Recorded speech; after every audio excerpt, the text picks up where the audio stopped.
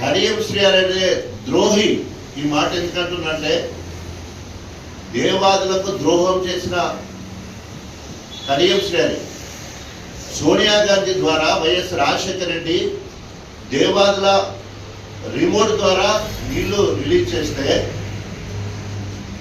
YS Rajasekhara Reddy గారికి సోనియా గాంధీకి వ్యతిరేకంగా ధర్మసాగర్ రిజర్వాయర్ సౌత్ కెనాల్ సంబంధించిన నీటిని విడుదల చేసే ప్రోటోకాల్ కార్యక్రమాలు జరుగుతూ ఉంటాయి.